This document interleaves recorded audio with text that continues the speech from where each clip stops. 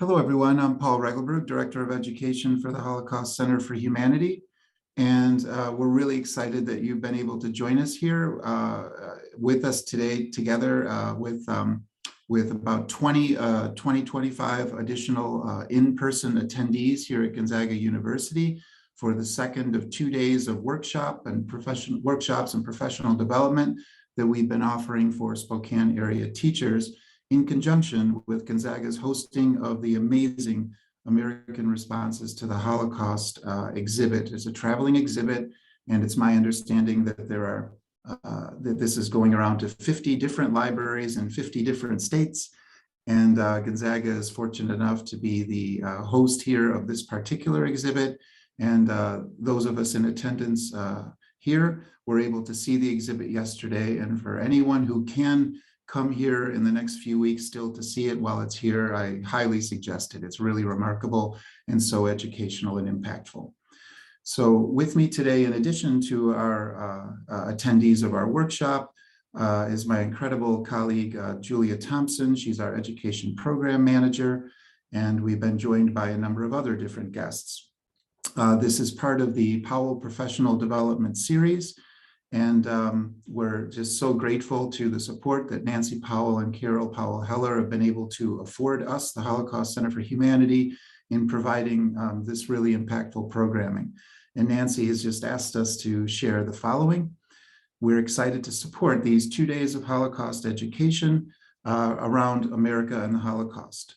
Our wish is that each participant share this knowledge with their students and peers. Thank you to the scholars presenting. Educating teachers about the Holocaust is our legacy. Please pass this education on, be engaged, and thank you for participating. And now, without further ado, it's my true pleasure and privilege to introduce to you and to turn things over to the remarkable Dr. Becky Erbelding. Dr. Erbelding is a historian, curator, and archivist at the USHMM for the past 19 years. She has served as the lead historian on the museum's special exhibition, Americans in the Holocaust. She holds a PhD in American history from George Mason University, and she is the author of the fantastic book, Rescue Board, The Untold Story of America's Efforts to Save the Jews of Europe, which has won numerous awards. So without further ado, I turn it over to you, Becky, and I invite all of you to consider questions you might like to ask throughout, and she will make time to address your good questions at the end. Thank you. Yeah, thank you, Paul. Thank you, Paul. Thank you, Julia. Thank you, Gonzaga, for hosting this event. Thank you, everyone here, for coming.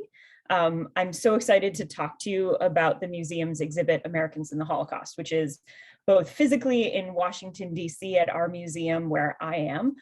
Clearly not here, I'm at home, but in Washington, D.C., if you make it, you can see the exhibit on the museum's lower level, but also, as Paul explained, we have a traveling version of this exhibit, which is currently in Gonzaga and at 3 other public libraries throughout the US, and it will continue to travel. So if you hear about it in your neighborhood, if you hear a relative talk about it, please do encourage them to come. And I hope you do have time to come and see it. So I'm going to kind of talk you through this very complicated history in a very short amount of time. And I assume that you will probably have a lot of questions about it, and I love questions. So please feel free to ask me anything about anything that I talk about, but also about anything that you might have questions about. This is a story in which a lot of people kind of peripherally know things or have heard things, but may not have a lot of background or may not be sure that the things that they've heard are accurate. So I'm happy to step in and correct the record or verify what you've heard, but we can talk about anything you'd like as soon as I'm done kind of walking you through the history. So I'll start by telling you a little bit about this exhibit. The museum started working on this exhibit in 2014, forever ago now. And it was very clear to us from the beginning that we were going to try to tell a new story. For a long time, the scholarship around the United States and the Holocaust has really focused on a couple of key people and key events. So Roosevelt, what did the president know? What did he do? Or on topics like the voyage of the MS St. Louis in 1939, or the debate in 1944 over whether the United States could or should have bombed the Auschwitz-Birkenau concentration camp, or the gas chambers and crematoria there. And so this narrative, kind of generalized, is that Americans didn't know anything and Americans didn't do anything. But we know now, and I think it's kind of logical once you think about it, that Americans don't speak with one voice. We never have about any issue. And that was true in the 1930s and 40s too. So we knew that there were massive public debates at the time over what the United States should do, what our role and responsibility was in the world. And that Roosevelt is not the only person in this story who's worth paying attention to. The president is not the entirety of the government. And so we were broadening the focus. We were looking at Congress. We were looking at the State Department and the Treasury Department and the Labor Department, who are all battling over what the United States government should do in response to this humanitarian crisis. And the mission of the Holocaust Museum in Washington, and I think the mission of the Holocaust Resource Center in Seattle, is to ask these very difficult questions. So you see these two questions on this main panel, and these questions are on the front panel of the traveling exhibit. They are on the front panel of the exhibit in Washington. What did Americans know? And what more could have been done? So what did Americans know? This is a question that we try to answer in the exhibit. What information do they have? How does that change over time? The what more could have been done question is the one that we leave you with.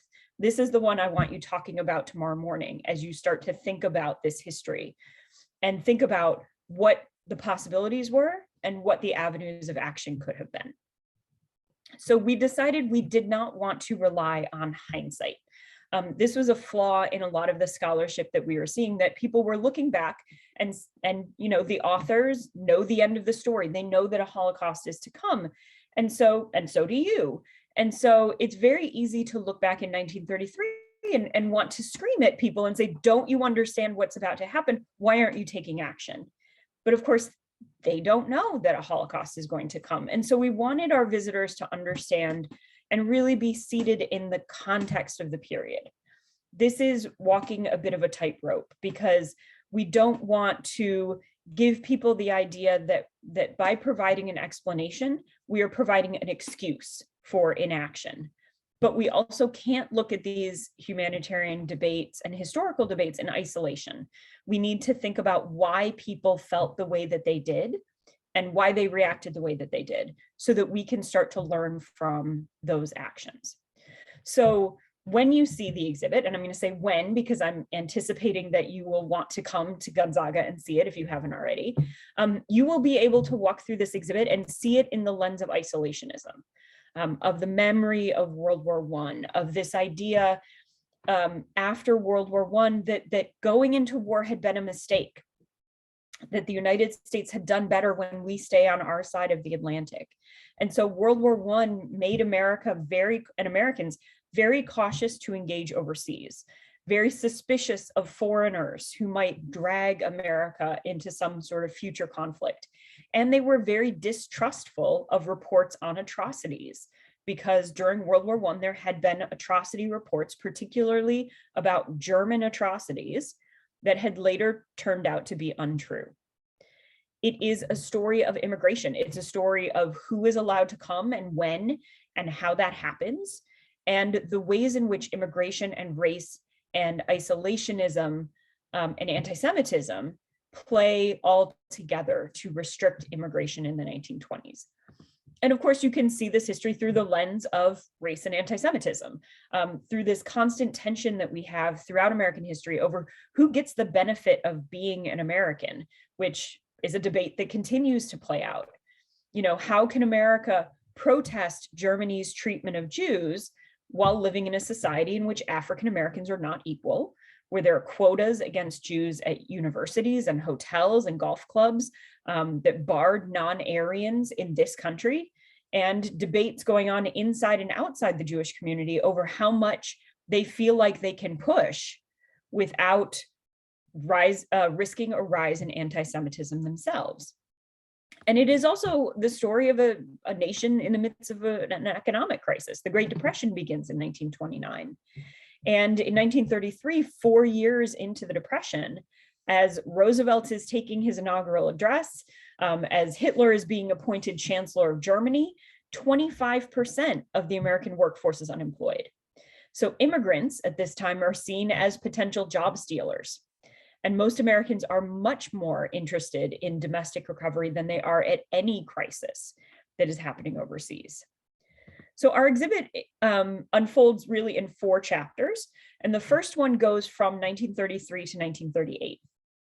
And it asks, what did Americans know? And this, of course, was really critical for us to address, because you can't expect people to react to something if they don't have information about it, if they don't know anything about it. And so we did quite a lot of research and found that Americans actually had quite a lot of information, even in the early years, about the Nazi treatment of Jews, about the rise of the Nazi Party, and about the fact that anti-Semitism is at the core of the Nazi movement. And so Americans are fascinated by this. You can see the Vanity Fair cover on the left, which is from November 1932. So Hitler is not in power yet. The Nazi Party is not in power yet in Germany.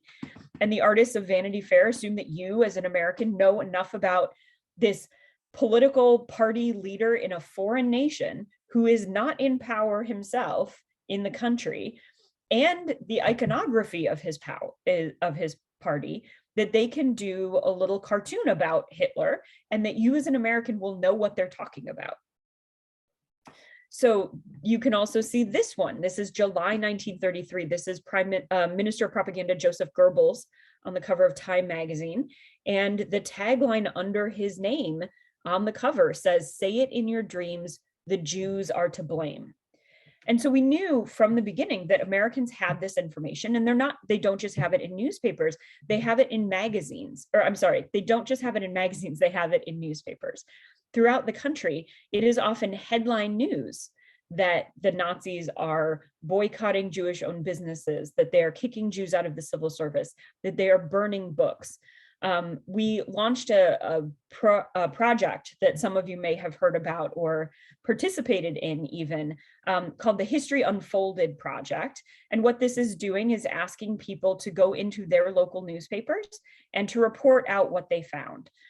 Since the launch of this project in 2016, we've collected more than 50,000 newspaper articles, showing that Americans really did have quite a lot of information about the Holocaust as it was unfolding. And so this is, for an example, the Spokane Daily Chronicle. This is March 29th, 1933. And you can see that the main headline is that prohibition is starting to end in the United States and that women will finally be allowed in beer parlors. You can also see, if you look around on the right, there's some early news of the New Deal.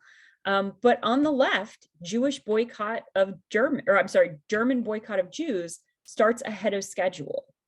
This is March 29th, 1933. And what they're talking about is the planned April 1st boycott of Jewish-owned businesses throughout the Third Reich, throughout Nazi Germany. And so you can be in Washington State and you can know that in a few days, the Nazis have this plan to boycott Jewish-owned businesses, and that has in fact already started. And so this is throughout the country, Americans know that this is happening. They have this information often on the front page of their newspapers. And we know that Americans are paying attention to this. These stories about boycott, about Jews being kicked out of their jobs, about burning books, it leads to rallies and marches and protest.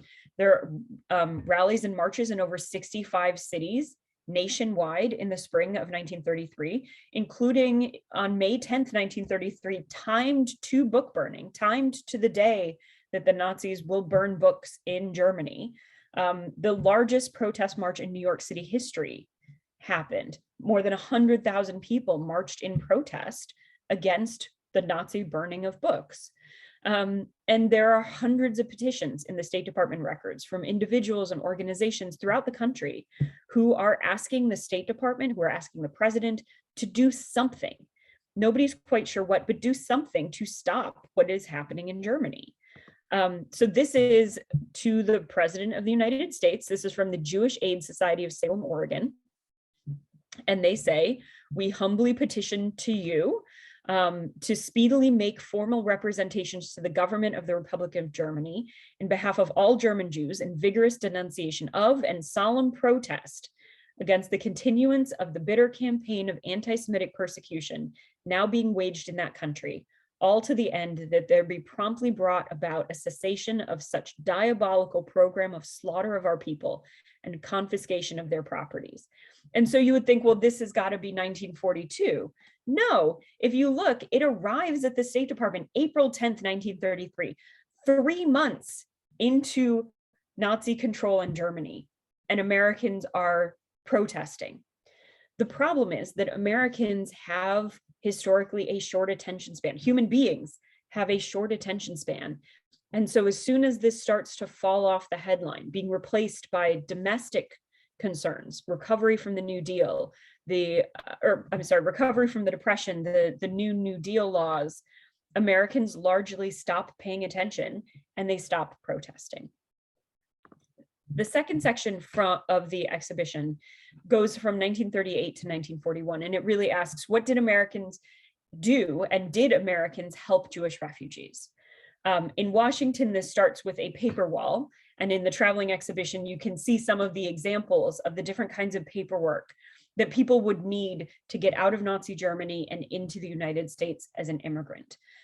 It's really important, I think, even though we use the word refugee when we're talking about Jewish refugees or refugees from the Nazis, to point out that the United States does not have a refugee policy. We don't have one until after World War II. And part of that is in response to the Holocaust. We realize we need a refugee policy. But everyone who is escaping Nazi Germany in the 1930s is coming under an immigration system. The same immigration system that you would use to come for economic reasons or to join family. It is designed to be slow and deliberate. It is not designed for a crisis, which is what is unfolding in Central Europe.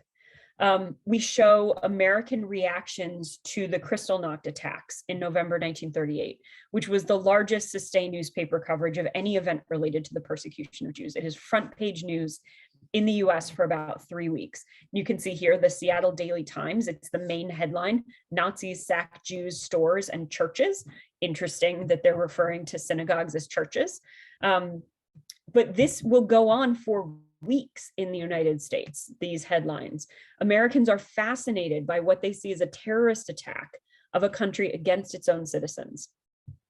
And so they read headline after headline, but that doesn't necessarily mean that they want to do anything about it. These polls are from late November 1938, and it's the same people answering both polls. So they're first asked, do you approve or disapprove of the Nazi treatment of Jews in Germany? Okay, 94% of Americans disapprove of what the Nazis are doing. And then the exact same people are asked, should we allow a larger number of Jewish exiles from Germany to come to the United States to live? And 72% of Americans say no.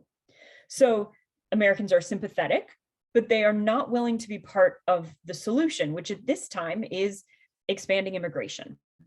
And this gap between sympathy and willingness to be part of the solution runs through this entire history. Americans generally feel bad about what is happening, but don't want to do anything to change what is happening. This section of the exhibit, both in the gallery in Washington and in the traveling exhibit, is really where you see a lot of the new research. So we talk about the US immigration law and the number of visas, the number of people who can come every year as an immigrant from each of these countries. All of the laws or all of the immigration process at this time is based in a 1924 law called the Johnson-Reed Immigration Act. I think often people think that the United States passes new laws in the 1930s, either to let more Jews in or to keep Jews out. And that's just not true. We don't need to. We have the 1924 Johnson-Reed Immigration Act, which keeps people out just fine. This is really the law that once and for all ends these kind of waves of immigrants that had been coming in the early decades of the 20th century. From here on, there's a cap, an overall limit to the number of people who can come to the US, and that limit is about 153,000 people per year. That 153,000 is then divvied up by country. And because this is a law that it was based in racism, it was based in anti-Semitism, it was based in the idea of eugenics, this kind of false science that some people are biologically better than others, more slots, more of that 152,000 were given to countries that supposedly produced good immigrants. And what they meant by good immigrants are reliable white Protestant immigrants. Countries that had large Jewish populations, had large Catholic populations, had far fewer immigrants. Countries that had Black and brown populations or Asian populations had almost nothing, and some were barred entirely. So this was passed at the height of the revival of the Ku Klux Klan in the US. And this law is really one of the things that makes it so difficult to come to the United States, is that there's only a limited number of slots every year. And there's no interest in the United States in the 1930s in changing that. So immigrants are faced with a very daunting list. Don't bother trying to read this. The point is that it's a very daunting list of all of the different pieces of paper that they needed to prove their identities, to prove that they could support themselves in the United States, that they were going to be a good, viable immigrant once they got here. In the summer of 1938, even before Kristallnacht, Roosevelt sees this crisis as massive and calls it an international problem that needs an international solution. And so what he does is he calls in a conference. He brings 32 nations together, and one by one, each of these countries say, we are not interested in taking any more refugees. And as time passes, it becomes really difficult to escape, difficult to put your paperwork together. And after war begins, it becomes very difficult to escape a continent at war. We did a lot of new research into how people were physically escaping, because I think sometimes that's the yada, yada, yada of this story. You know, we got our visa and then we arrived in New York. But the actual act of physical escape is also a huge barrier to people. So for example, this is what it looked like as people were leaving Europe in 1938. And so what you can see, all of these ships are ships that are carrying people who self-identified as Jewish and were coming to the United States on immigration visas. So reliably, you could kind of assume that the vast majority of these people were refugees. And they're coming from all over Europe on dozens of ships per month. So this is what 1938 looks like. And then this is what 1941 looks like. And what you can see is that all of the ports that are grayed out were grayed out because of the war. Once the war touched a particular area, those ports closed to US bound transportation. They were now war ports where warships were coming in and out. And so by the summer of 1940, if you want to get out, you basically have to get to Lisbon. And that involves entry and exit visas. It involves even more paperwork. It involves competing for a very few ship tickets and passage to the US. And so the war actually becomes a massive impediment too.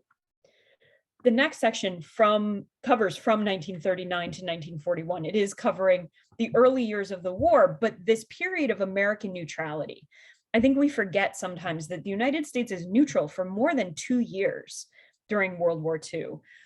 After Germany invades Poland on September 1st, 1939, obviously Europe goes to war. Great Britain and France declare war. Roosevelt promises that the United States is going to remain neutral, as we had for the past 20 years. We are isolationist, and not just isolationist in the face of Nazi Germany, but Japan has invaded China and we stay out. The Spanish Civil War has broken out, we stay out. Italy invaded Ethiopia, we are not interested in participating.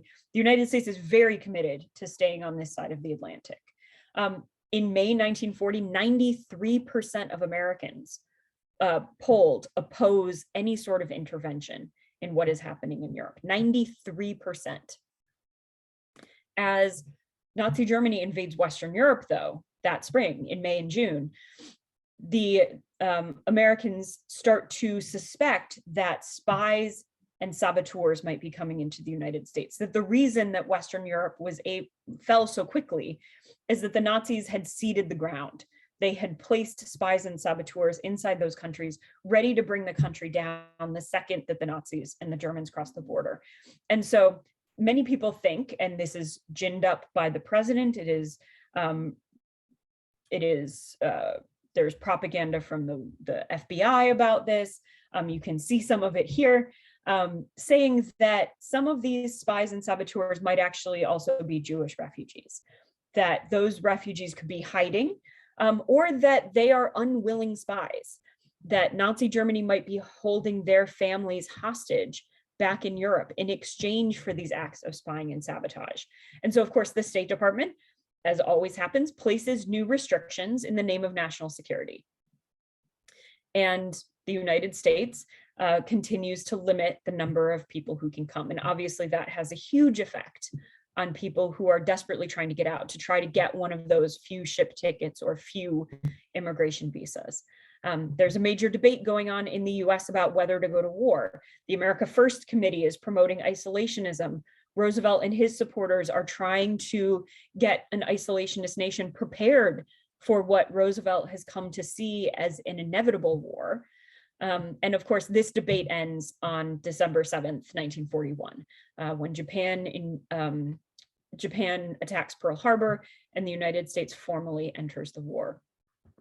You can see here some of the posters. These are US government issue posters showing how this is framed for Americans.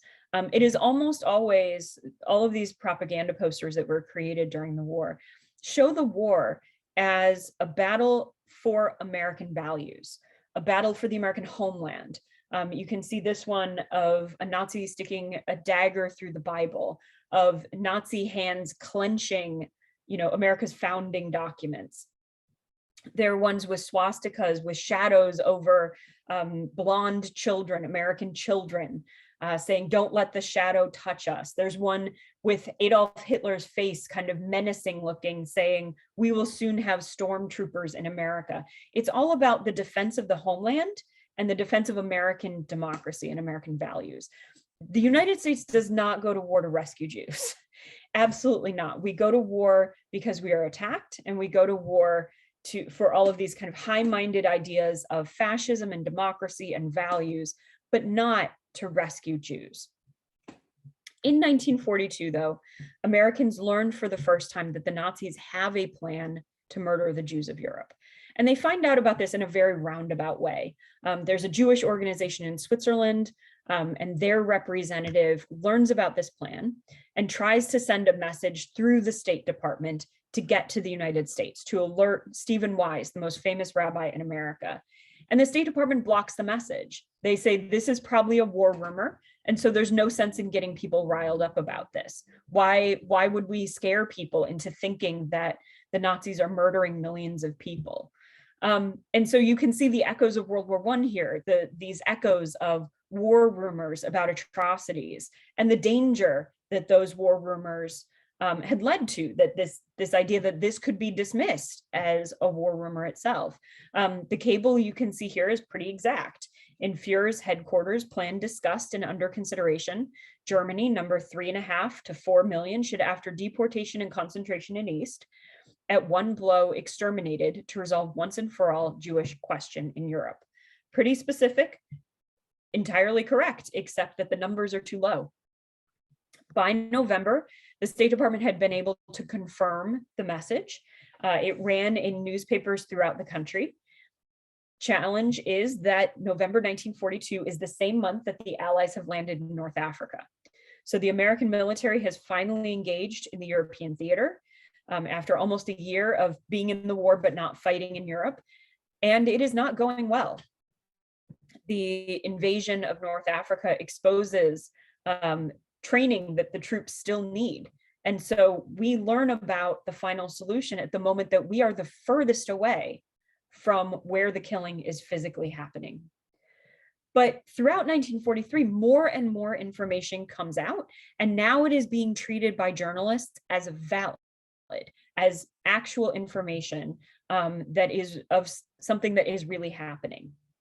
And there's more and more pressure on the US government to do something to rescue the Jews, not just win the war as soon as possible, but do something to try to help people. There are marches and rallies and pageants. This is a photo of an Orthodox rally or Orthodox rabbis march on Washington in October 1943, again, demanding some sort of rescue effort. Nobody's quite sure what that would look like, but at least look into it. See if there's anything the United States could be doing. At this time, the Treasury and the State Department start battling over humanitarian aid. The Treasury Department thinks the United States should be able to send humanitarian aid into Europe. The State Department says, no, no, no, that could get in the hands of the enemy. There's no way that we can let that happen. The Treasury Department is able to prove that the State Department has been deliberately restricting information about the Holocaust from reaching the United States. And so in January 1944, the staff of the Treasury Department write a memo. You can see a later draft of this memo here. This is from January 1944, called Personal Report to the President. And you can see that the first line is, one of the greatest crimes in history, the slaughter of the Jewish people in Europe, is continuing unabated. And it goes on to say that the State Department has failed to take any possible steps to save any of these people, and ends with quoting, or ends this page at least, with quoting members of Congress saying, "We have talked, we have sympathized, we have expressed our horror, but the time to act is now past due." And so the Treasury Department, convinced Roosevelt to create a new government agency tasked with trying to rescue Jews. It is called the War Refugee Board. And from this moment on, in January 1944, rescue and relief is actually US policy.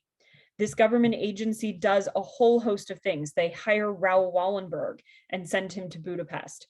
They open a refugee camp in upstate New York, and they bring nearly 1,000 mostly Jewish refugees to live there. This is the only group of refugees who is brought to the United States outside of the immigration process. They are housed at Fort Ontario, a army camp in Oswego, New York, right on the shores of Lake Ontario. And they are kept there until 1946, long after the end of the war, as the United States continues to debate, what do we do with these refugees that we have now brought into our country? So they are housed at the fort behind barbed wire. The exhibit ends, of course, with the end of the war in Europe. We debated how to end, whether to talk about displaced persons, whether to talk about the Nuremberg trials. But the problem is the echoes and the ramifications of everything that happens reverberate to now. And so when do you end? If you end with, the US finally having a refugee law, you're going to wait until 1980. If you're going to talk about war crimes trials, do you go through Eichmann? Do you go through the ones that are still happening in Germany as people are continuing, elderly men are continuing to be discovered, having perpetrated these crimes and then living for 70 years in some sort of peace? And so we ended with liberation. We ended with the end of the war. The Holocaust ends with the liberation of concentration camps in Europe.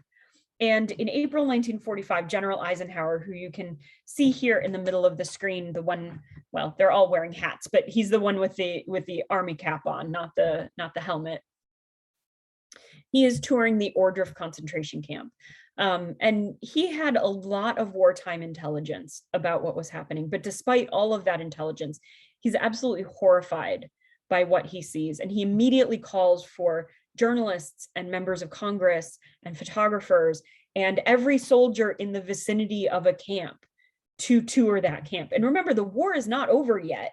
And he is still calling for soldiers to use their time to come and tour these camps, specifically because, as he writes, he is worried that someday this will be chalked up to propaganda, that people won't believe that this had happened. So this is the news of what is going on in Europe. And in the United States, the same day that Eisenhower tours Ohrdruf, President Roosevelt dies after 12 years as president. So Roosevelt does not live to see images of liberation. The war in Europe ends in early May, at the same time that Americans are seeing widespread visual evidence of the Holocaust for the first time. And This Life magazine is a really interesting example of what this coverage looked like. So The magazine lists all of these different, we've liberated Poles and Russians and Hungarians and Latvians and Lithuanians and Czechs. Does not mention Jews. They only mention nationalities. And it actually says in this article, for 12 years, Americans have heard charges of German brutality. Last week, we could no longer doubt. For the first time, there was evidence. And we want people to think about all of the evidence that is there all along, all of the debates that Americans are having, all of the individuals who are taking action, all of the things that could have been done earlier, all of the information that was there, and say, why did we need to wait until 1945 for the first time for there to be evidence? Wasn't the evidence there? And why is it so difficult to move from belief to knowledge to action? So there are a number of ways and a lot of enduring questions that go through this exhibit. So how do we understand these gaps between knowledge and understanding and belief? Why did some Americans choose to act? Why is there such a gap between our humanitarian ideals and then the political reality that we're faced with? We talk about the things that we are as a nation. Why is it difficult so often to live up to what we say? So those are a few of the questions that we want people to be thinking about. There are a number of ways that you can experience this exhibit or see some of the things, even if you can't get to Gonzaga before it leaves. The first is that we have a landing page, and if you're participating in the teacher seminar, and I guess even if you're not, I can put some links, or Julia and Paul can put some links in the chat for you. This is kind of a one-stop shop for a lot of the content that we have on American responses to the Holocaust, including a full web exhibit where you can see a lot of the video that we show in the gallery. We have kind of interactives that are great for classrooms, or great for just, if this is part of your family's story and you kind of have a sense of what was going on, this is a good place to go and kind of read up, get the kind of what we call in education, the scaffolding, so that you can place your family's story in the larger context. So what kind of paperwork would people need to get a US visa in the 30s? How many refugees are coming to the United States? How many people who are escaping Nazism are coming, and when are they coming, and how? And how does the war, how does the context affect all of that? We have a series of short animated videos showing refugees or Americans who are trying to navigate this really difficult system, or who are impacted by the Holocaust. And these are great, again, for educators, but also if you're just interested in really compelling stories. I think the longest one is 7 minutes long. And so they're really beautiful, and I hope that you explore them. All of these are linked on that first page that I showed you. We have a primary source series. If you are a history buff and really like looking at original footage, original documents, primary sources, we have a whole host, more than 100 primary sources with essays, short essays written by scholars that can help you analyze or get behind some of these documents, how they were created, where, when they were used, what is going on behind the scenes. Look at some of these really fascinating documents in here. And I think the one I can't hesitate to plug a little bit is that in less than 2 weeks now, September 18th, 19th, and 20th, a new film by Ken Burns, Lynn Novick, and Sarah Botstein will be on your local PBS station. It is a more than 6-hour film, 3 nights, and this is a film that they've been working on for 7 years. We at the museum came to them early as we were still working on our exhibit and said, you should do a film on this, and they said yes. And so you will finally be able to see this film. I can't wait for people to see this film.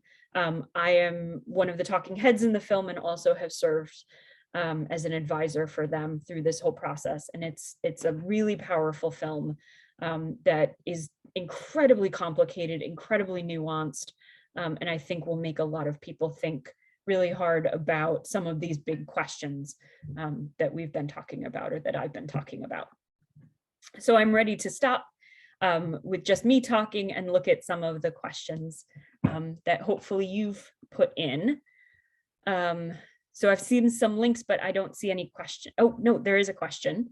As a historian, considering American protests against Nazi book burnings in 1933 and the motivations that led to such protests, how does one reconcile the widespread banning of books occurring in the nation today?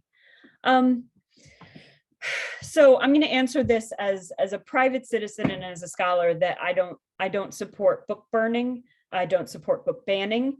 I think that we need to look at all of the complexity of the human experience, and that means having access to as many different perspectives as possible, even perspectives that I personally may disagree with.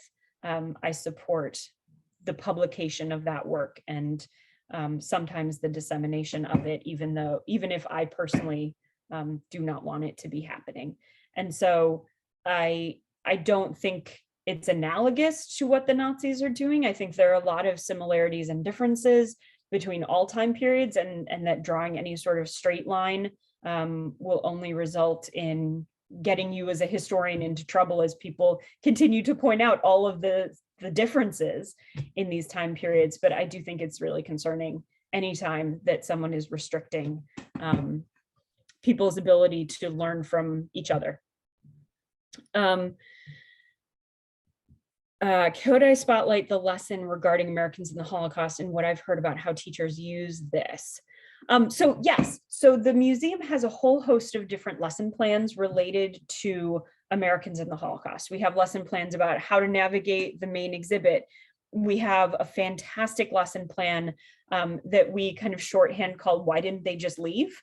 which I think is one of the most common questions that I answer, that my colleagues answer, is, well, why didn't the Jews just go? And I think there's a simple answer.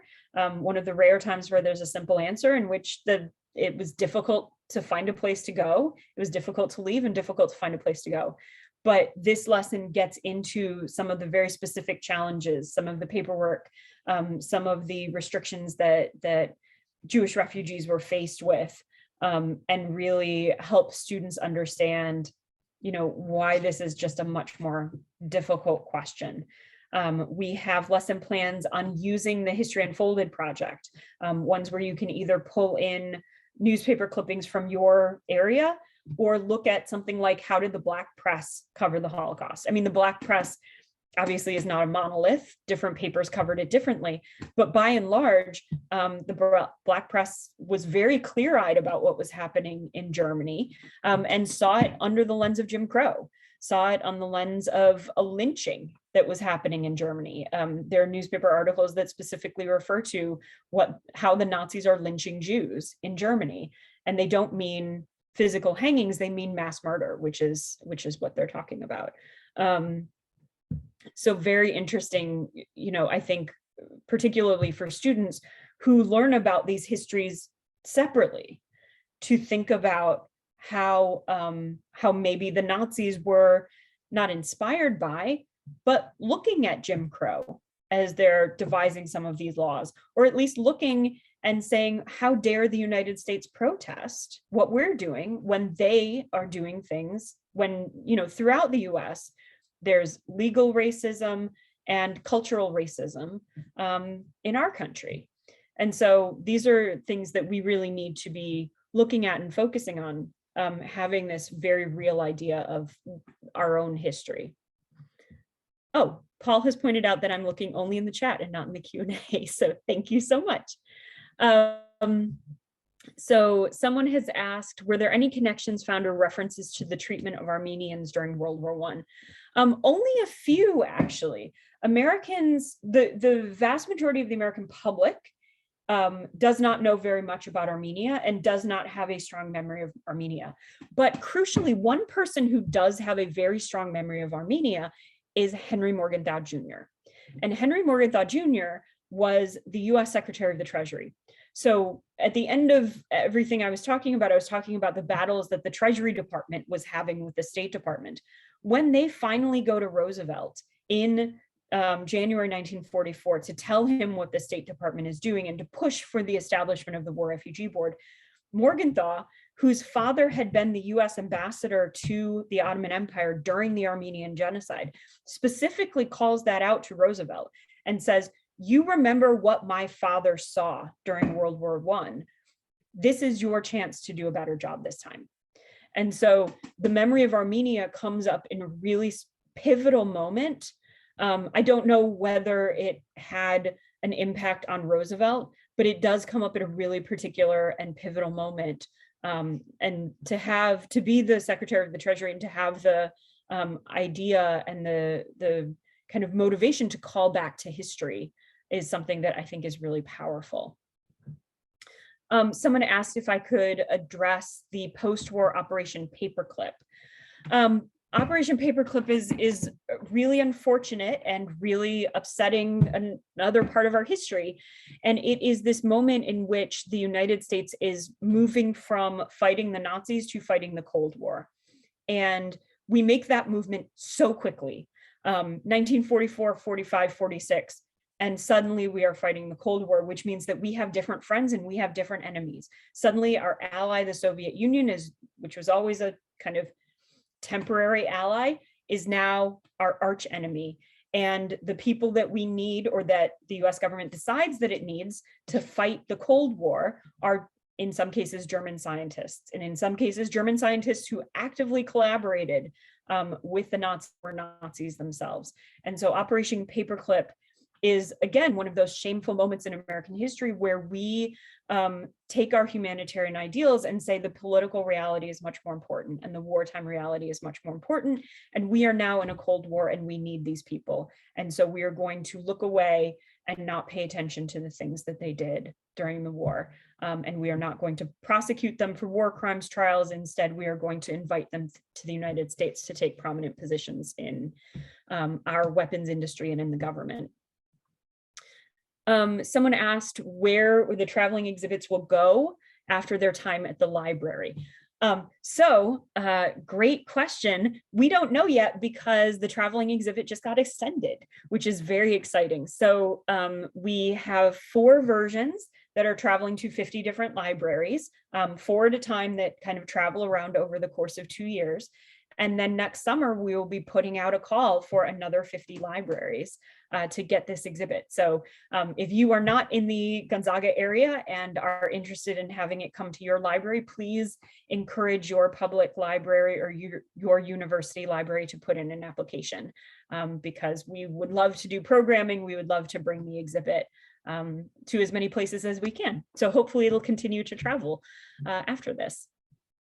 So somebody asked, how can we address the nationalist signals that we don't know ourselves until someone else points them out? Can you recommend ways to build and support the community when we are unaware ourselves? This is a great question, because it is really hard to be able to react to something that you don't recognize. This was why at the beginning of the exhibit, we made such a concerted effort to be able to prove that Americans had information, because you can't show them reacting if they don't. And so this is a moment where I think it's incumbent on those of us who do know to share the information with people who may not be as familiar with some of these historical patterns and some of these long kind of evergreen historical questions and historical concerns. I mean, the rise of nationalism, the rise of white supremacy recently is not new. It has been going on for the entirety of American history, and it just ebbs and flows up and down. But a lot of the patterns, a lot of the language, a lot of the motivations, a lot of the goals of these movements have not materially changed. It is not unique to the 30s. It is not unique to now. It is part of a historical continuum. And so for those of us who know those things, we talk about them, we share them, we encourage people to go to exhibits, we encourage people to learn, and we continue to express our concerns in op-eds and letters to the editor, in calling our congressional representatives and saying, these are concerns that we have, these are causes that we care about. I mean, I think one of the big takeaways for this history to me is the importance of being an engaged citizen in a democracy. And it's as simple as that. I'm not going to prescribe to you how you need to vote, but I'm going to ask you to vote because I think it matters for us to participate and to have a stake in our government, to say these are the causes that we care about, to make that known. I think it's too easy for people to dismiss their own opinions as something that is just private and it doesn't matter. It matters what you think. It should matter what you think to your congressional representatives, to your local and state representatives. And so I hope you vote, and I hope you participate in your community in meaningful ways that are meaningful to you and ways that are meaningful to your community. Somebody asked if I could talk a little bit about the DP and DP camps after the war and whether Jews or non-Jews were allowed entrance into the US at this point. This is another really complicated question because right after the war, it's utter chaos in Europe. More than 2 million people are displaced, and some of them are Germans or Latvians or Lithuanians who are displaced or escaping the Soviets. And so they rush into the American zone, the French zone, the British zone, and get mixed up into people who have just been liberated from concentration camps or just been liberated from forced labor at German factories. And so you have this like massive people who don't have identification, who may or may not have homes to go to, who may be lying about their identity so they're not sent home into the Soviet zones. And so the Allies are really stuck with this massive problem. The Soviets are dealing with it completely differently from the Western Allies, from the French, the British, and the Americans. And at the beginning, the Americans are keeping people together by nationality, or keeping people just who were in a certain area at liberation together. Sometimes that meant they were still in newly liberated concentration camps, in some cases still in the uniforms that they were in when they were imprisoned in those camps. And so in the summer of 1945, Earl Harrison, who had been the US Commissioner on Immigration during the war, is sent to, President Truman sends him to tour a number of displaced persons camps. And he writes back at the end of the summer of 1945 and says, we Americans are doing no better than the Germans were, except we don't exterminate these people. I'm paraphrasing, but it's basically that.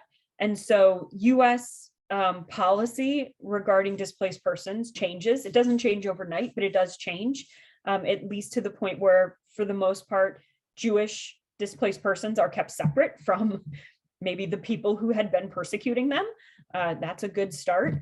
But it takes until the late 1950s for the last displaced persons camp to close. The US still maintains the quota system. Truman at the end of 1945 says we'll privilege displaced persons within the quota system, but he does not change the quota system. He can't change the quota system, only Congress can.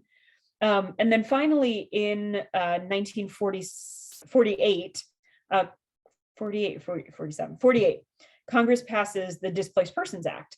Now, Truman would have vetoed the Displaced Persons Act because the act is actually quite discriminatory against Jewish refugees. It said that you have to be in the American zone by December 1945. And for a lot of Jewish refugees, they had tried to go home. They had gone back to their hometowns slowly after recovering from liberation to try to see if anybody might have survived. And so for them to go home and then to still make it back into the American zone before December 1945 was very rare. And so the first kind of waves of displaced persons to come to the United States are generally not Jewish immigrants. They're generally people who are displaced for other reasons, forced laborers, or just people who are escaping the Soviets. This is where the Cold War gets looped in again. It gets a little better. They're able to amend the Displaced Persons Act, but I don't even think after the war, our reputation, our history related to displaced persons and refugees gets that much better, honestly. And then Alan is asking, how many states are requiring the teaching of the Holocaust and other genocides? So there is a link that I will try to find before we're done here, that the museum includes, where we try to keep up with how many states have required Holocaust education. And I'm going to try to put it in the chat if I can come back. Let me put it in the chat for, or I'll put it.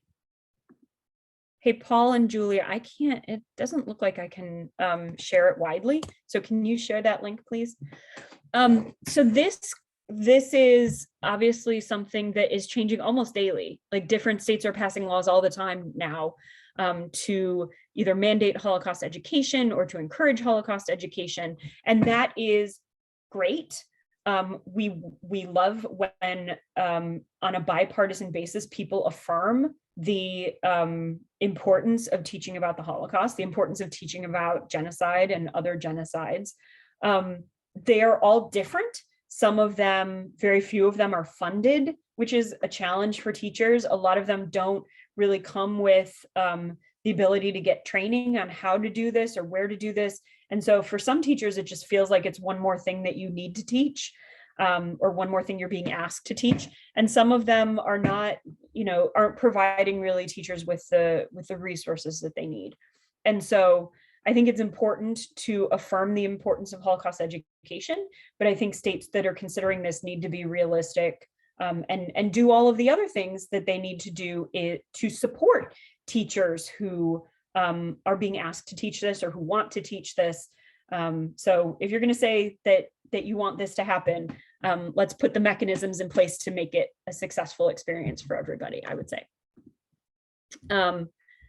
Let's see. There was another one that had just come in. If a history teacher begins, I'm reading this as I'm answering.